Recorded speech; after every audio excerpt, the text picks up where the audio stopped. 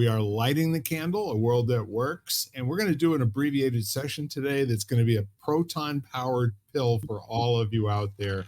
We're going to feature a conversation between me, I'm Bill Correll, and my buddy at Jan Jeremias.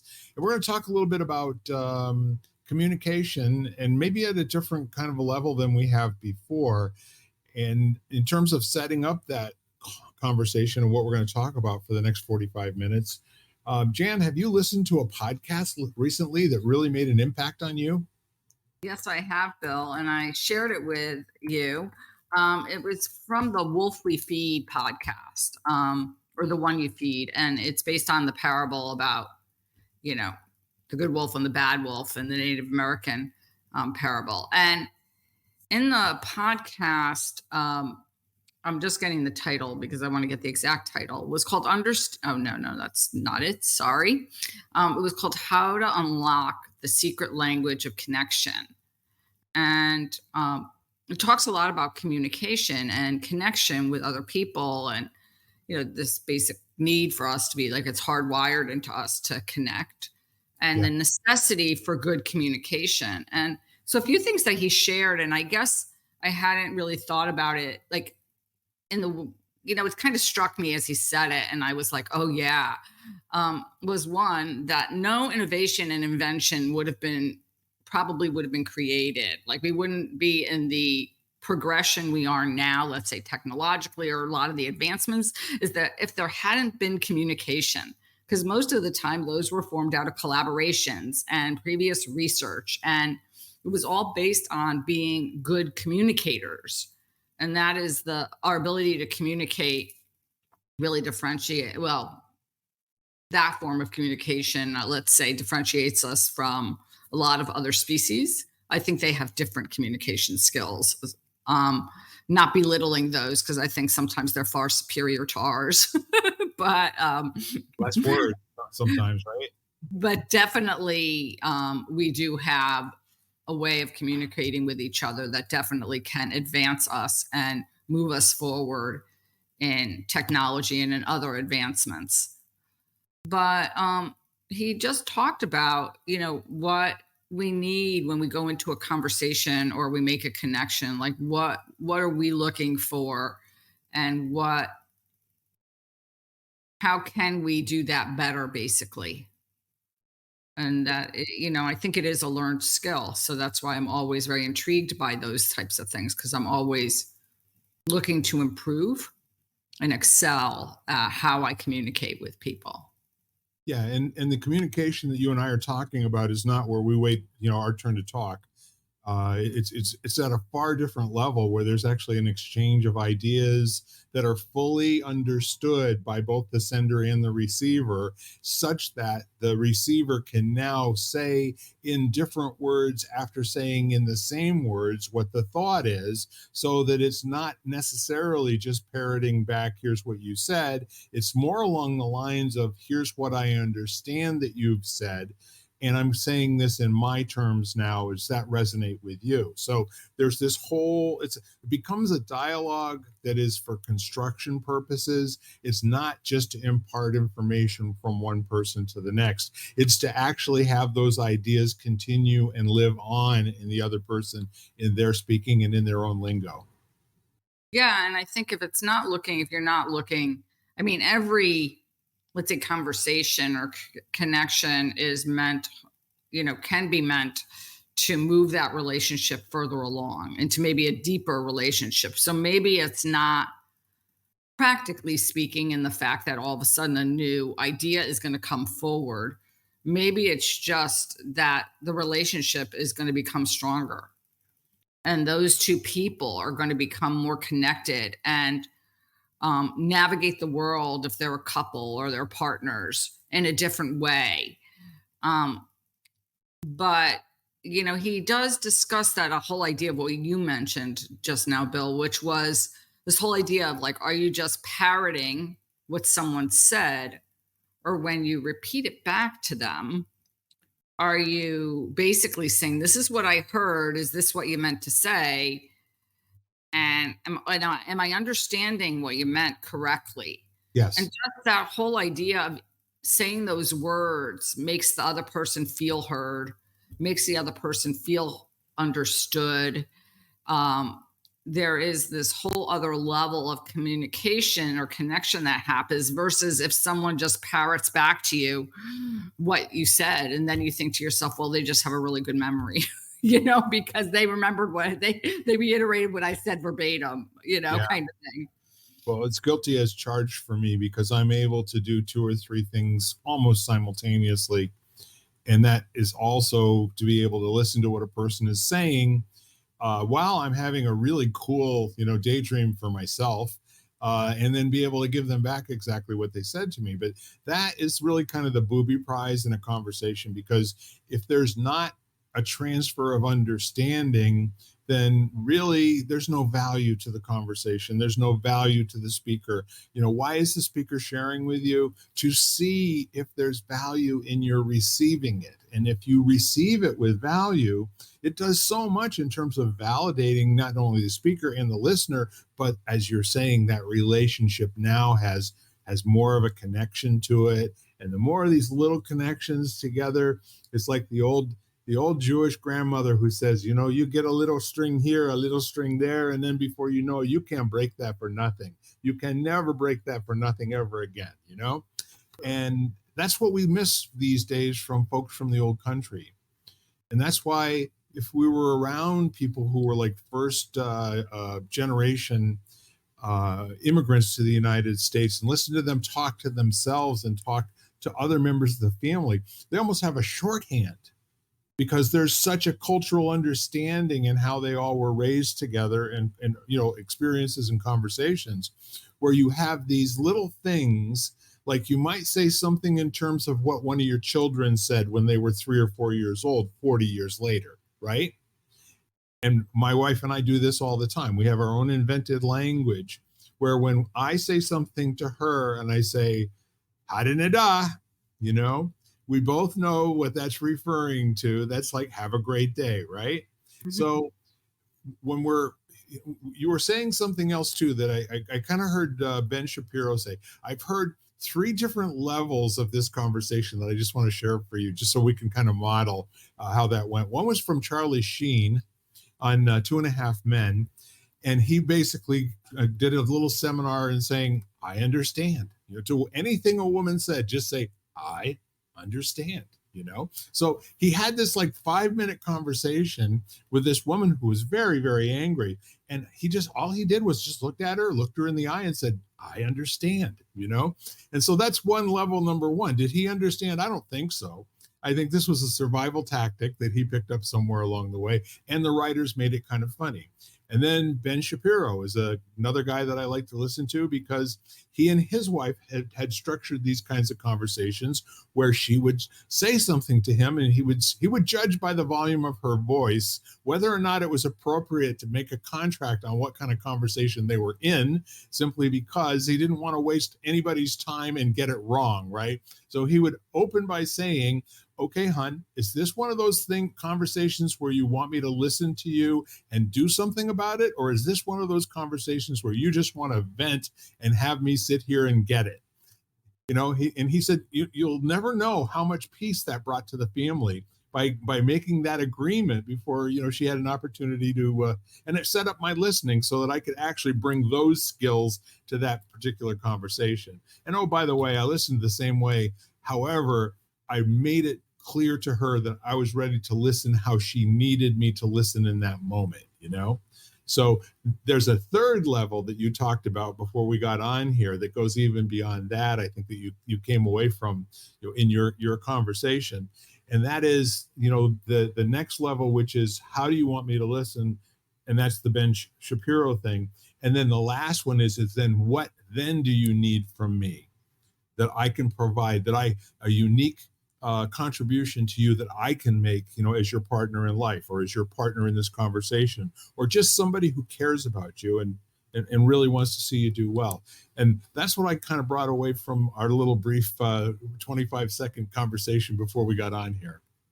Yeah, and I think that, you know, I was telling this to someone else because well, when we got on and we were kind of just chit-chatting before, I said, he was talking about, I guess, something teachers were taught, and that is when kids come up and need their, and need their attention, the teacher turns to them and says, okay, do you need me to hear you? Do you need me to help you? Or do you need me to hug you? And I Oh, just boy. loved you. I loved that because I know we're both huggers. So I loved that.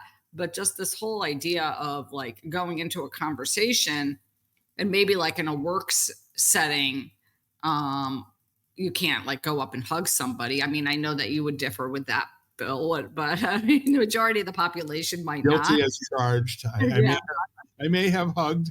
It always was appropriate because I always asked permission first. Okay. right. True. True. Without getting too deep into the balance of power and all that other kind of stuff that I had absolutely no use for while I was trying to help my people be the best they could be, But you're right. Hugging, I think, is a very valid communication because I don't know how to impart like pure energy to another human being quite as quickly as you can in a 4 or 5 second embrace, just to like, have that momentary thing. So that's, if you shake my tree, you're going to get my peaches, right? Right. And so, but I loved that idea of going into a conversation with those words in my head, just something as simple as that I was going to remember, Yeah, hear, help, hug. It's 3 words, all that begin with H, it's not very hard. So I was like, oh, okay, this is really simple. And I was talking to my mom actually, and she said, well, and I said, it's not like a conversation, a conversation evolves. So it's not like you can sit down. And at first I said, I'm sure that a lot of times I need someone to hear me. That may move into help kind of thing, or that might move into, okay, well, now I need a hug. Actually, after I've gotten what's on my chest off my chest, I now need a hug. So it's right. not like it's stagnant. Like you do a conversation and it's like, okay, you heard me. Now we're done. It's like, okay, it's complete. I'm done. I feel good. Sometimes it is. Sometimes all you need to do is vent. I used to be like that. I didn't want anybody to help me. When I was, with my ex-husband, I didn't, when we would have conversations, I didn't need help. I wanted to, express what had happened to me during the day that, was hard or whatever. Sure. And I think that if we can kind of go into a conversation with that as at least a baseline, there's one, I know that coming from a female, like I would get annoyed when he would try to help me. I didn't want help. I really just wanted to be heard. So it kind of, that kind of like I would just be like, because after that, then I turned off because he wasn't giving me what I needed. So the conversation in my head ended, at that point. And then the other thing is that this way, at least you're prepared to give the person what they need, which is something you mentioned in the conversation. Yeah. Because that's what's going to strengthen the relationship is like, okay, to provide the person with some sort of either it's support, practical insights or practical tips. Let's say Right. if it's help, Yep. or concrete help if that's what they need. I need you to, can you take mom to the, I feel overwhelmed. Can you take mom to the, to this location, like practical help? Right. Or do you need to just vent? Yeah. I mean, when you have that little, 15-second contract conversation at the beginning, it's always available to be upgraded too and changed, but at least you're starting to speak in the way that you want the person who's with you to listen, as opposed to, I think most guys, and we always talk about this. I mean, this goes back to, men are from Mars and women are from Venus, right? And the really interesting part about that is that the male hierarchy, dealing male to male, is all about give me the information that I need to make this moment stronger, better, faster, complete. Okay. And then get the hell out of my space because I got other things to do. Right. So that's how, all the love that gets shared between guys back in the 1970s and 80s. But when women would come in, they weren't really um, thinking in terms of a structured conversation that had rules and guardrails and boundaries and that sort of thing. They would just start expressing. And more often than not, it was coming from emotion and sentiment and that sort of a thing in terms of how they were speaking in that kind of language. And the guy's trying to listen for the action words, the things that are logical. What can I take away here? What can I immediately give you that's the answer that if you just weren't so emotional, you'd figure the damn thing out for yourself and then get the hell out of my space because I got other things to do, right? That's where all of the conversations used to lead to. So now we have a generation, and if the kids are learning how to do this, hear, help, hug. Can you imagine what this world could look like and by the time they're all in 5th or 6th grade? If they learned how to authentically, bring that into their conversations with each other and their conversations with folks at home. I mean, we would move along, I think, progress and just general happiness. I mean, overall happiness. Right. I think, we share a lot of the things, some of what's happening now, or a lot of what's happening is one is that feeling of isolation. So I think that lack of communication or quality communication, let's just put it like, and so all of a sudden people don't communicate and there's no one to have a conversation except with yourself. And right. I think that can be a very, in some ways, a very dangerous place. So much of what we tell ourselves is false, isn't true. Like the beliefs we have, the messages in our head, like all the stuff, the dialogue, it's also repetitive. So we tend to get on a track and keep going with the same track and not be able to cut it off. I call that like the emotional or mental cul-de-sac. It's like, we go around in circles. And without anybody else to kind of sometimes do a pattern interrupt, right? We get stuck there. Yeah. And while you're saying that, a couple of things that come to mind for me are, the implicit hierarchy of the situation, depending on who the speaker and the listener, who those folks actually are. Are we talking about in a relationship between partners? Are we talking about a relationship between parents and children? Are we talking about a relationship between folks out in the business world, vendors, customers, that sort of thing? And what it really all comes down to is that we've gone through about a dozen years of people being told, you don't have to worry about how you sound to everybody else. It's their job to figure you out. Okay. And that's really destructive. If you're someone who wants to see a community grow strong and have some kind of direction, where people are heading the same way and they look forward to seeing each other, you can't tell 1,000 people your truth doesn't have to agree with everybody else's truth. Don't you ever give up on your truth. Okay. Like there is a your truth. Okay.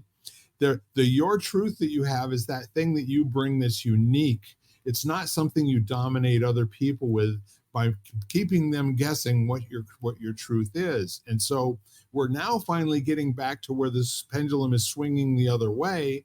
And it's coming back to, yes, if you know a little bit more about yourself, bring that to the conversation. And yet, Stephen Covey said it best. Listen first, to understand and then to be understood. And if you'll be in conversations in that order, it may seem like sometimes you have to listen to stuff that you already know, B, have an idea of how it's going to end, and C, is taking up your valuable time because you got other things to get to. Okay. We all seem to have that out there. So when you're in a situation now where there are some really well-trained conversationalists out there and communications experts, and the linguistic part of it, words and the choice of those words sometimes is the least important part of it.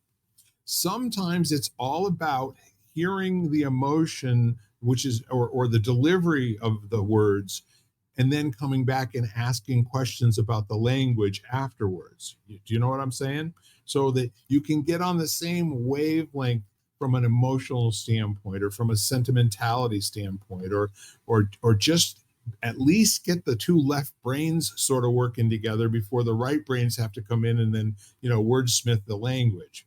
And if you can get to that point where we both think enough about each other that we are not going to be hanging on every word and our understanding of the definition of those words, we can come back and we can say, well, you mean like this, or you mean like that, and then get to that point where there is some exchange of understanding, which I think anybody who's dedicated to communication will say getting your point across is the booby prize. Being understood in the way that the person who understands it can explain it back to you in their own language or in other words or to other people in their language. Wow, that's where we start to communicate. Yeah, I mean, I've heard a few different things of late because I've listened to a number of podcasts that I've really enjoyed. And, and I just personally find it very interesting. And I've started to look at the words people use when they describe something or when they are speaking, because our choice of words tells a lot about us. And obviously there are many different words with similar meanings. So the choice of words sometimes is very indicative to the way someone feels or operates, how they navigate their world. And then the overuse of certain words for certain people. Like, Yes. and it's always interesting to look at like a word which you don't maybe throw around so easily and other people's overuse of that word. And so that's always really interesting to me. The difference in where, possibly where that comes from. Because I think that tells a lot about a person. And so if you could look at having a conversation with someone as not only a conversation, but an opportunity to really get to know someone versus an agenda. Yeah. I like what you're saying there, and I encourage you to stay with that. Okay. And maybe kind of tease it out a little bit, because Well, the whole notion of being in a conversation with somebody until it's over, you know what I mean, as opposed to being in a conversation where there's a genuine commitment both sides to exchange positive energy or to create something new, even if it's just a momentary set of goosebumps or something like that, where why wouldn't you want to have every interaction with another human being that's going to take time out of your life? Why wouldn't you want that to be memorable? And if it's going to be memorable, why not be positively memorable because you created an instant with each other that was never there before? I don't know. I'm a wacko, and that's kind of how I think. I want love to be present all the time, but I don't want the love that you and I show up together with what we thought love meant before we got together. I want it to be the new love that we invent together in every conversation that, oh yeah, later on when you're thinking about it, yeah, you start to get the chills in your arms and elbows, and kind of like when you're doing the cool down with yoga and you do the neck rub. I get goosebumps every time I do that, doing yoga. Do you do that? yeah, and I think that there is that that it's almost like this process of what I like to think of as like a commingling. Yeah. It's kind of like, if you want to use food analogy, it's kind of like letting something marinate versus just throwing something. And I'm a vegetarian, so I'll use tofu, but it's just like throwing tofu on the grill. And basically, tofu doesn't taste like much unless you marinate it in something. Right. It doesn't. It takes on the flavors of whatever you put it with.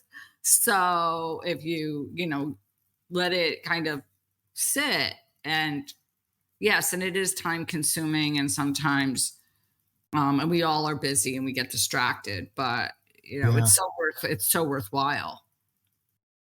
Well, I can tell you from my own personal experience, the 2 week trip that I took up and down the East Coast, actually down at the East Coast and then back up the East Coast again, I kind of got myself into a groove with whoever I was with and whoever came into the space to have the moment be special. You know what I mean? Not a special that I brought to it, but a special that we created in the instant. And in a lot of cases, I documented how special it was by taking pictures of it. And then, of course, doing what I do because I'm Bill, I posted them on Facebook, right? And what was so neat about it was clearly by the time we had 3 or 4 of these interactions posted on Facebook, sometimes it was with people I'd never met before, but half hour, 45 minutes later, it was like we were old friends. We hugged each other goodbye, for God's sake. These are businessmen in Morganton, North Carolina, who I meet a wings bar or something, and we're hugging each other goodbye. But I'm getting outreaches from other friends on Facebook saying, if you're going to be in this part of the world, make sure you come see me or I'll never forgive you, Bill Correll. Yeah, no, absolutely. And I think that depending on your background and how, in some ways, and I don't want to group a whole type, like a type of person into, a category. But Right. let's say I'll categorize myself. Okay. I can categorize myself. So here I am, very type A, very driven, and I tend to have an agenda. Like I have a to-do list, I have an agenda. I used to look at conversations like that of like, okay, this is the agenda. This is what I expect out of this conversation. And this is what I want out of this conversation, for example. Now, there's two downfalls to that. One is when that doesn't get fulfilled or the conversation or the interaction doesn't go like that, I'm disappointed because it didn't unfold the way I wanted it to unfold. So that's one. Two is how limiting is that? Because in my head, I've already had that conversation. I've already I've already come up with the questions. And it has nothing to do with the other person. It's all about me. It's all about what I wanted. So all the questions are one sided because I'm a planner. So I sat there and I might have even jotted down what I was going to ask based on what I wanted to get. And I'm not saying I don't jot down ideas or something, just, as triggers kind of thing. But it's so funny because now I look at it and I think to myself, well, how limiting is that? Because I haven't even interacted with the other person. Like I could probably sit in front of like 10 people and have then have the same scenario come out, which is so skewed and sort of, I want to say almost, I used the word evolution earlier. It's kind of like stagnating. Yes.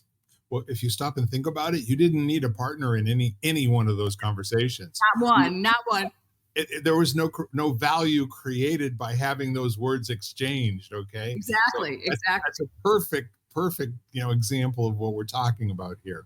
You live that life for a while and you become the limiting ceiling on what you can actually create and the people around you. I did the same thing. Okay. I know exactly what you're talking about. I speak worse than you the same language, right? So the fact of the matter is that it becomes very apparent to people that you and I were not interested in anything other than hearing ourselves make noise around them and having them nod their head so we could go on and do what we were already planning on doing anyway. And what I really think what I'm interested in hearing is so then what?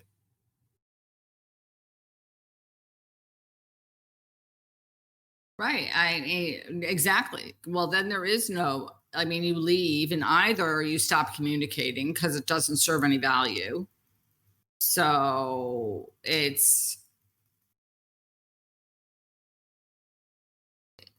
or eventually you catch on and you finally, you do enough self reflection, enough talking to people with the right people. Yes. you realize how much can be gained from having a conversation Yes. where there's an actual exchange of ideas, energy, emotions, either that or you realize what lack of communication has done, like, in a relationship, in the deterioration of a relationship. We're working on chapters for the same book, Faces of Grief. Yes. And in mine, I actually talk about communication. And that was one of the, and I think that that's key, it's a key to any relationship. I always say, and then we're always communicating with ourselves. And so how do we do that? Right. What are we saying to ourselves? Well, so you just triggered two responses in me. The first one was I was thinking in terms of conversations. I think when I started to grow as a manager, slash mentor, was when I started learning how to ask questions that couldn't be answered with a yes or a no.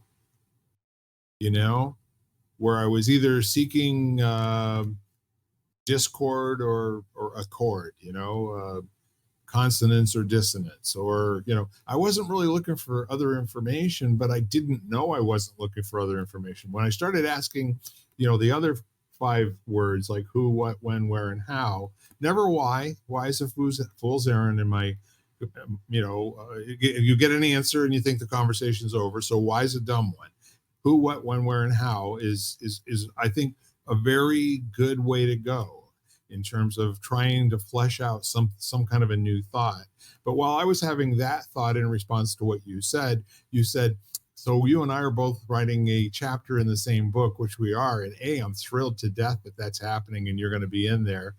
And B, you reminded me I have a deadline for getting my edited draft, back to Sam and others, to complete because I got it while I was out traveling around. And of course, I didn't really retain too much in terms of what I had to do when I got back. So thank you for those. That's like an upgrade in my conversation and a to-do that I didn't remember that I had that I now have to get onto. Yeah. So, I mean, one of the things that I was, I was thinking about with this whole idea of communication was, you were talking about when you got that idea. And one of the things, and you started to ask questions that were not yes or no. And in that podcast, he actually goes through that. And he actually gives a few really good examples, of like you meet somebody who's a doctor and basically you say to them, where do you practice medicine? And basically there's only one, there's one short answer that can be like, oh, this is, I practice in this area, kind of thing. And much more interesting questions might be of like, oh, like, what do you specialize in? And why did you go into that? Like something that's a little bit more elaborate and not. And he said, sometimes, the conversation or the avenue you're working just really purely, that person does really not want to go down for whatever reason. Like they don't want to have a conversation about that. When you ask how their mother is and they say fine, then,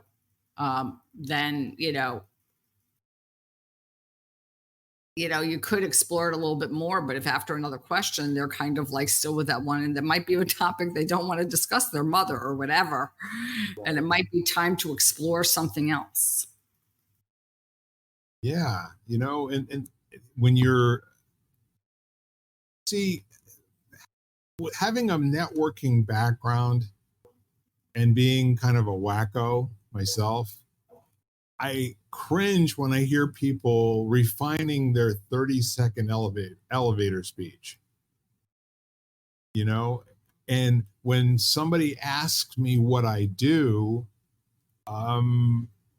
it's like you're going to ask that same question to 40 people today, and you're going to walk out the door and not going to remember a damn thing about any one of us, okay? So I started coming up with what I would refer to as smart ass answers for that, which basically was, what do you do, Bill? Well, whatever it takes. Okay. And it's everything that's called for, and then whatever's called for to make things better. So um, I love that, by the way, Bill. yeah. And I'll tell you what, I mean, that really is if I were going to have something tattooed on the inside of my forearm, it would be those two words, whatever it takes, in two words. Okay. It takes being one word and whatever being the other word. But the point is that um, I don't know what I'm going to do next, and what I've done in the past might be interesting for me to tell you about, but the specifics are what are interesting, not the generalities. I do cloud based telephone systems and networks. Boy, that's really freaking exciting, Bill. You must love doing that. I mean, everybody I know that does that is really, they have like a great life, right? No, it's like, so when you run into somebody in the science world, like, what interesting things you've been working on lately? What challenges have you got going on right now that you're really stuck with? Those kinds of questions are better networking questions for two reasons. Because number one, when you leave, if they don't remember your name, they're going to remember who you were. They're going to say, "Hey, big guy, he's got a beard. He's kind of a pain in the ass in terms of asking questions and stuff." But yeah, no, they can find me because there's enough other people at the networking event who know who I am. You know what I'm saying? Absolutely. And now, first of all, I love that about the networking. I think that's a great, because you're so right. Yeah, And it's sort of like I feel the same way when people approach me, let's say on LinkedIn, um, and send me messages, and it's right. automatically about what they do. And I'm much more interested in who they are, and are they really, and how they want to know me. Like, what do because so much of the time it is purely like they want me to like buy their services and I don't know them. And so I'm like, sorry, I know 1,000 people that, can help me with my website. Yeah. And you have to make me, basically you have to work for my business. You have to work to get to know me. Yes. And I'll tell you what, people do business with people that they know, like, and trust. And that's true with giving business referrals. And if one of those three isn't missing, you're probably not going to have a real strong commercial future together, which is why everyone who wants to short circuit, and have their charisma at the first meeting kind of blot out the fact, that they're in real estate. But yeah, I know, Bill, you've got 75 other realtors that you've known over the years. And of course, you're going to do business with me because I'm sitting here being cute for you or whatever. You know what I mean? And sorry, guys, it doesn't work that way. It works by having a relationship where you have communication and where you succeed and fail at that communication, where you make promises and you don't keep them, but you come back and oh God, yes, I do owe you that, and I'm going to do it. And then you do it. You make it good. You make a new promise, right? Those relationships tell people how you're going to behave in the future if you and I bring them our friends who we know, like, and trust, because I don't have anybody in my world that I don't know, like, and trust. You know what I'm saying? They're Hmm. all my friends, and they're my friends from now on, not just for a transaction, and not just until they're done listening to this podcast. From, Absolutely. from now Absolutely. on. Yes. Forever and ever. Uh, Yes. Amen. yeah. Yeah.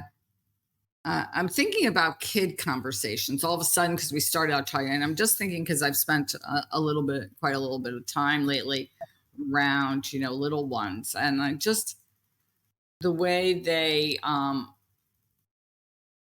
converse and they, interact with peers versus, adults necessarily, um, with each other. It's very interesting because there is a level of understanding, like, just that happens very different than adults. Um, Yeah. Yeah, I'll tell you what. Um,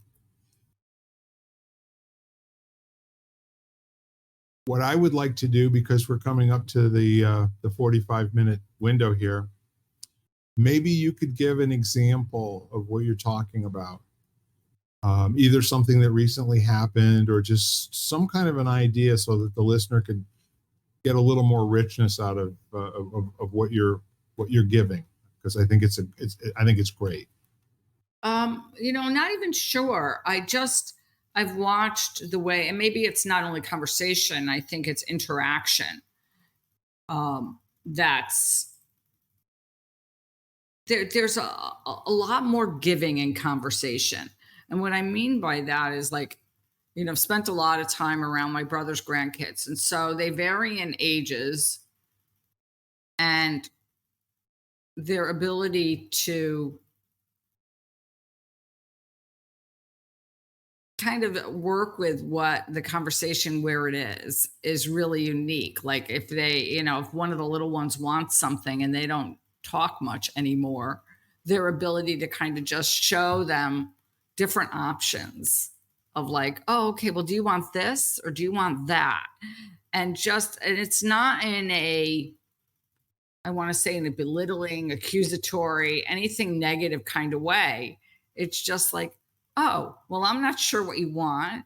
So let me give you options and let me be kind about it and loving, kind of thing. So it's just been like, as they play together, year and a half year old or 2 year old who isn't speaking much anymore. And then a 4 or 5 year old who's like, or maybe older, who's quite articulate at this point, Sure. and they're playing with a toy, and it's just like, when you go through, my brother was a grunter, didn't really communicate much. It was just like and he would point, kind of thing.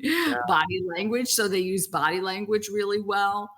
Um and it is in a and there is a silliness that goes along with it, like, when they finally get it right and they start to laugh.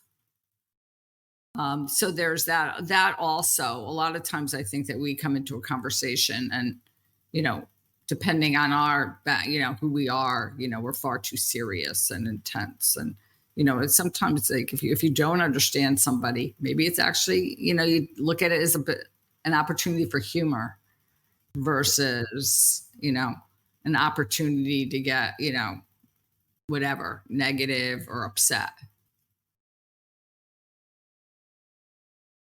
Yep. Because it's far too important for that, isn't it? Yeah, it is far too important. Well, great. Anything more? No. Practice conversation.